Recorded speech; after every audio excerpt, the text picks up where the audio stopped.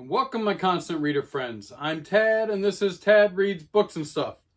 All right, so this is the second installment of the Marvel-ous team-up with myself and Grozz from the GKBC. And we're doing, of course, Harrow County. Yep, this is a Dark Horse comic, and this is omnibus number 1. There are 2. We are now doing chapters 5, 6, 7, and 8.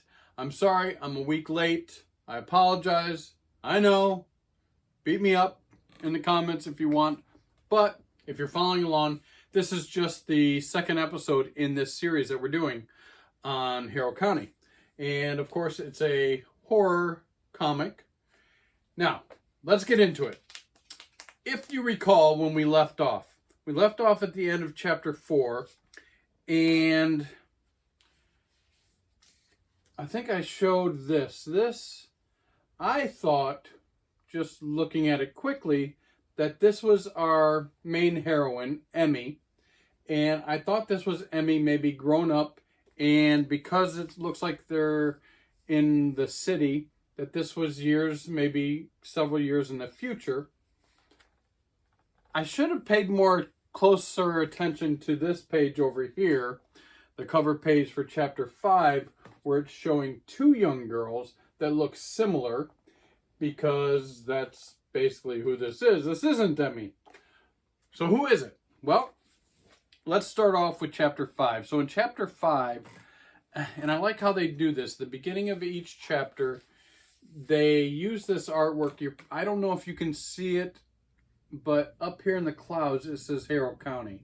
Each chapter, it'll be like a ripple in the water or something will kind of look like Harrow County. So that's kind of cool how they do that. But anyways, so after the big showdown with the city folk, who really aren't natural people, they were created by Hester, Emmy's mother, the bad witch, and they were made from mud, basically.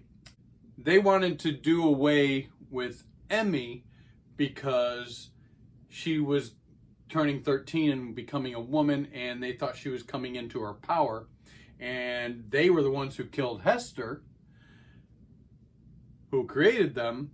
But anyways, so they were going to destroy Emmy as well, kill Emmy. She got away and finally said, I'm my own person. I'm strong. She showed some evidence of her strength.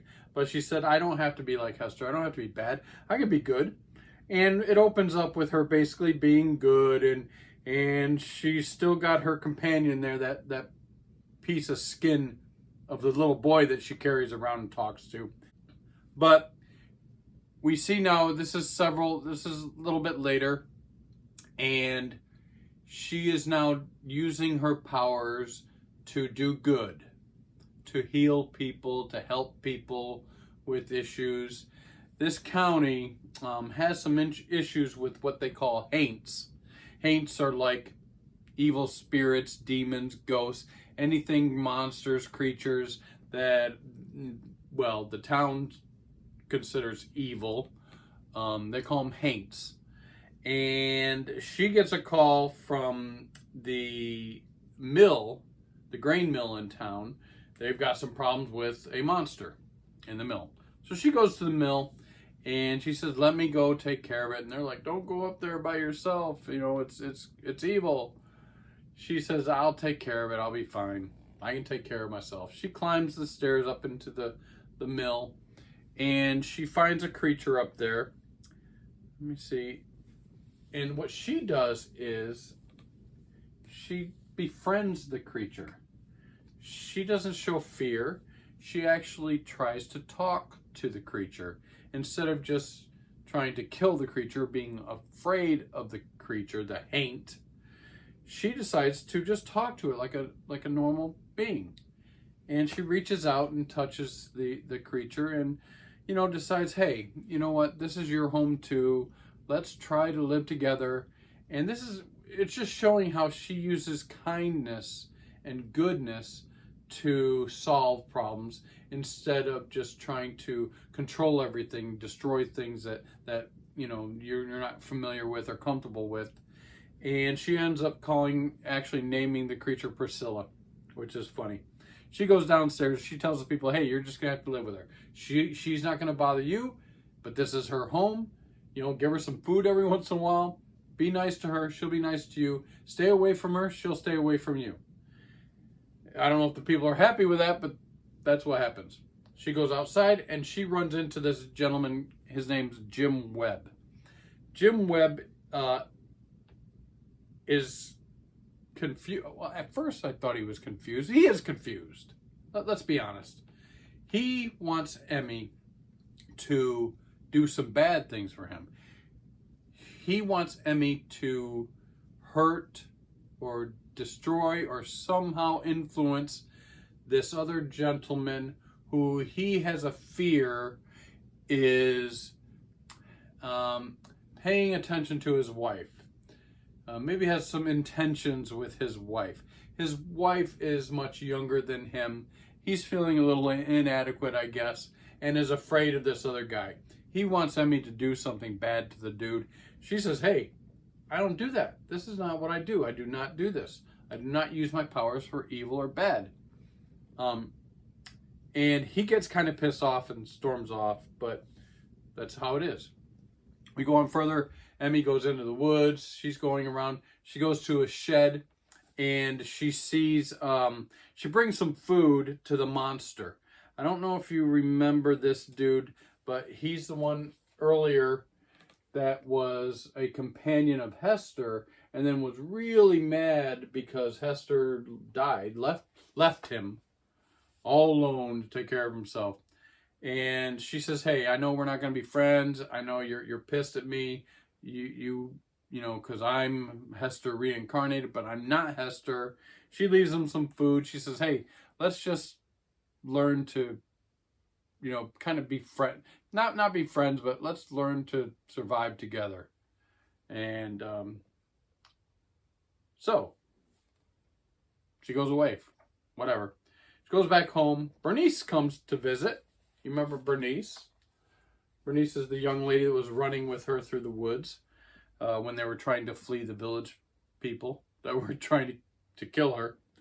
And while Bernice is there, Bernice is like, maybe you should leave. You should go somewhere else. This town's too small for you. Things like that. No, I love it here. And it begins to pour, like really, really raining, like almost like doom is coming or something, right? Foreboding. She says, hey, Bernice, you're going to have to spend the night here. It's just too bad. The roads are too bad. You can't go out walking, home in this. Bernice says, fine, it'll be like a sleepover.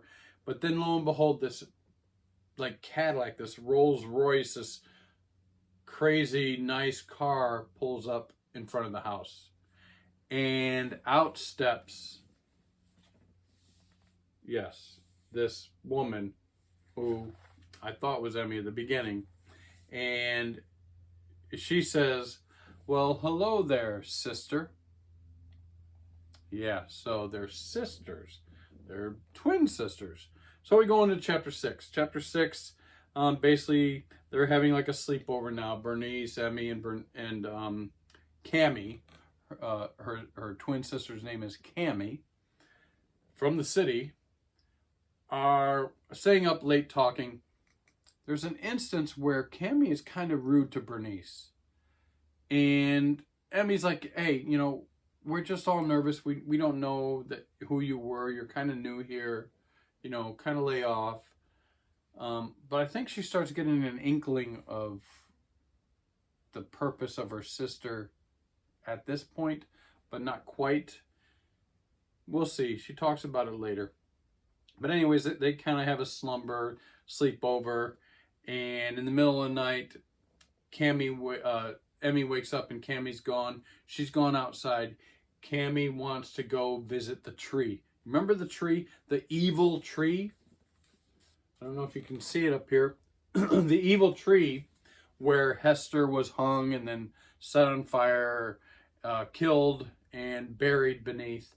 But that's also the tree that birthed Emmy. Cammie wants to go back to this, and see the tree. She's very infatuated with it. If you go back to chapter 2, and where the villagers are getting together, and they're kind of telling the story of Emmy being born. She was born in the tree, but when they pulled her out, there was another desiccated, dead body in the tree.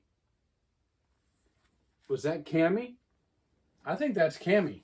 They left it there, but I think that was her twin. That was Cammy in the tree. Maybe it wasn't dead, but another foreboding.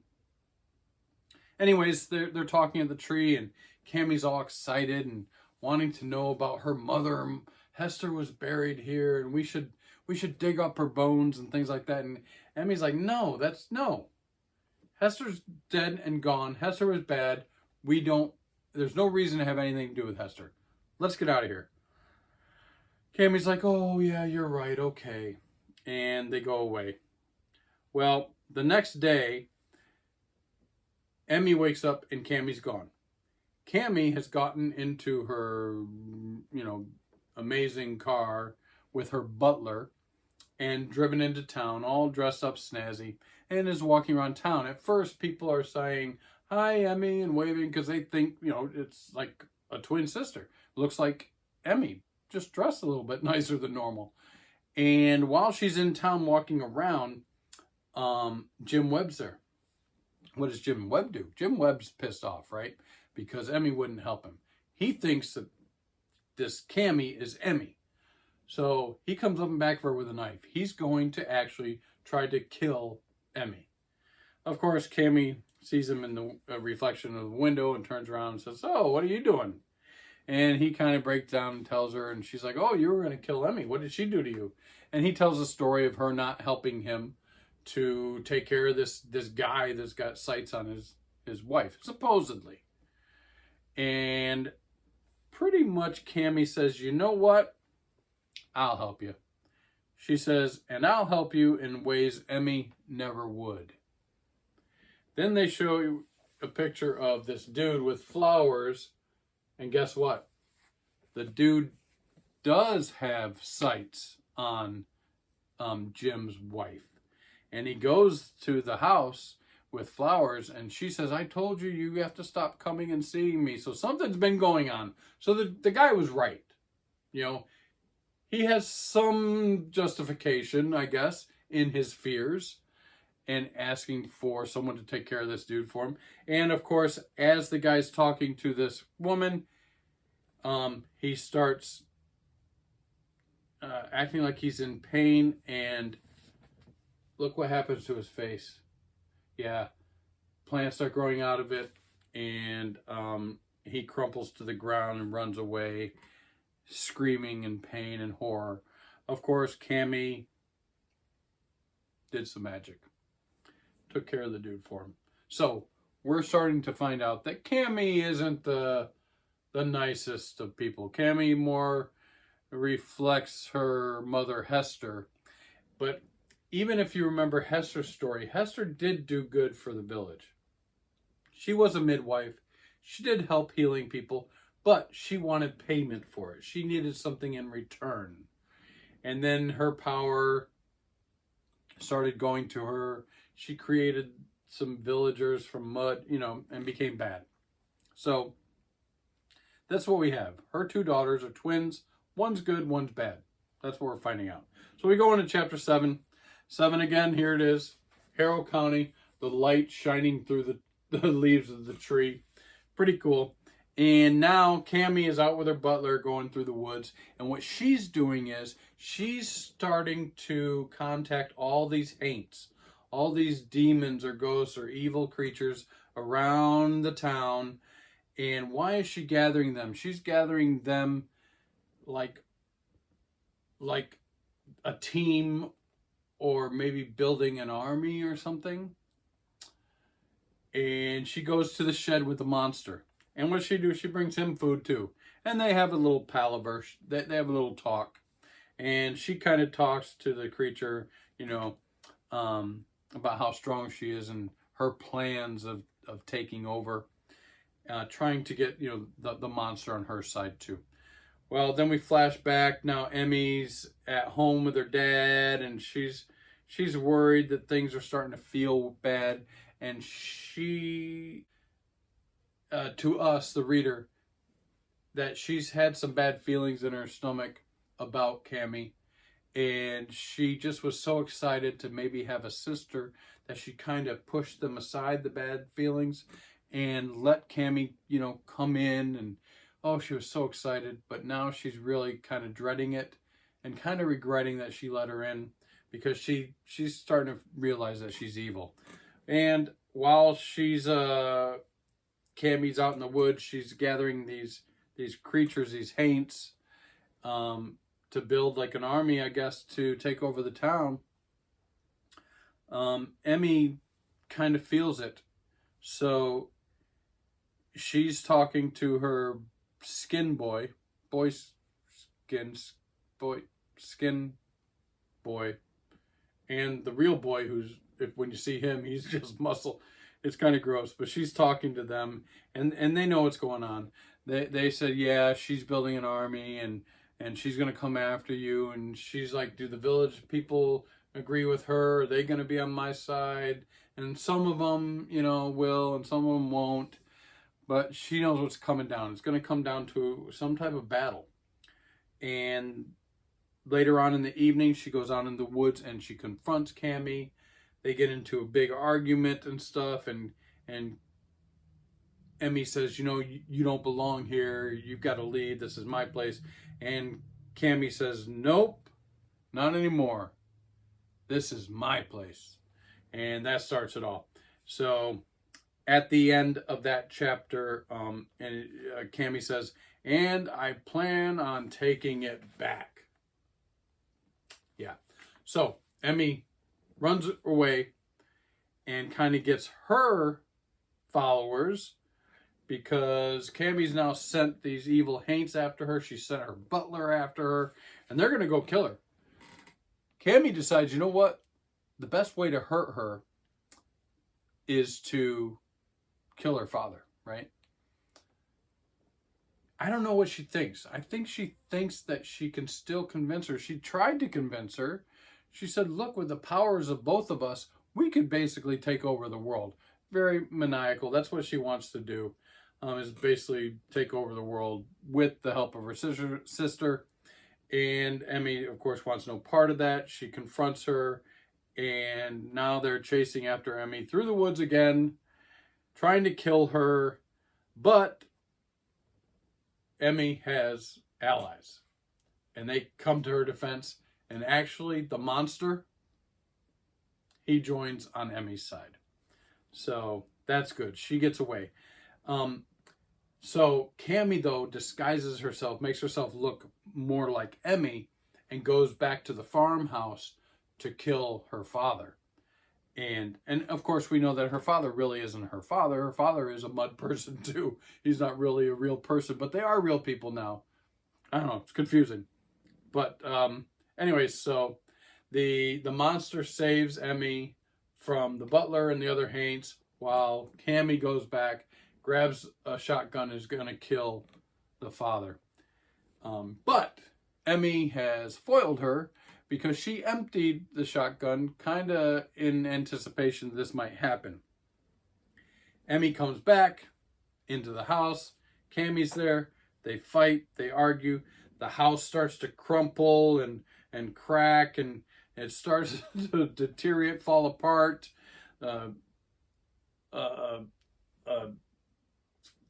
Roots come through the floor and grab Emmy and throw her around, and Cammy runs outside, and Emmy chases her, and they go back up to, of course, the tree. The evil tree where they were born and where Hester was killed. And they start screaming and arguing with each other, and you should, love your mother. We should bring, your mother back. We can rule the world.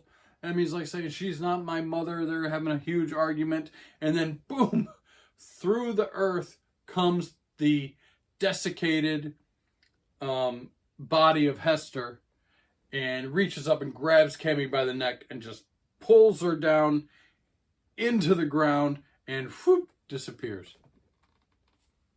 Yeah. Yeah. That's the end. Boom, she's gone. Where is she? She's in the earth with Hester now. I guess. I don't know if she's going to stay there or what's going to happen next. I don't know. Then similar to the last 4 chapters at the end where the sun came out and everything looked fine, it does it again. At the end of chapter 8, Emmy's back at home and she's, with her dad and her father and helping him to rebuild the farmhouse that was almost completely destroyed the night before. And the sun's shining and maybe everything's back to normal. But no, in this story, nothing's probably ever, it's just going to keep going, because if we cheat and we look ahead in chapter 9, yeah, that looks like the body of the skin boy, the skin of the boy. This is the boy. This is the actual boy without any skin. Anyways, I can't wait to see what chapter 9 brings. I still love the artwork. I kind of dig it. It's kind of fun, I mean, it's horrific. There are some monsters and creatures and some evil and things like that. Look at this one here. But I like the artwork. The art style is pretty interesting, and the story's really, really intriguing me. I recently found out that it was a Kickstarter recently for a board game for Harrow County. It hasn't come out yet, but it was funded and it's going to be created. I'm going to probably have to find it on an aftermarket, and I'll probably do a review of the game on my other channel that I have, my Board Game, War Games, and Miniatures YouTube channel that I do board games on. Whenever that comes out, but it hasn't come out yet. But I didn't even know anything about it before Grozz suggested that we do this. So please check out Grozz's channel. He already has this episode up. Next week I'll catch up and we will be doing the next 4 chapters of Harrow County, the Omnibus 1 edition by Cullen Bunn and Tyler Crook. I hope you stick around and check out that video when it comes out next Tuesday. I'm sorry I was behind and late on this one, but things happen. All right, guys, as usual, if you found any entertaining value in my videos, please like, subscribe, leave me comments, and until next time, peace out.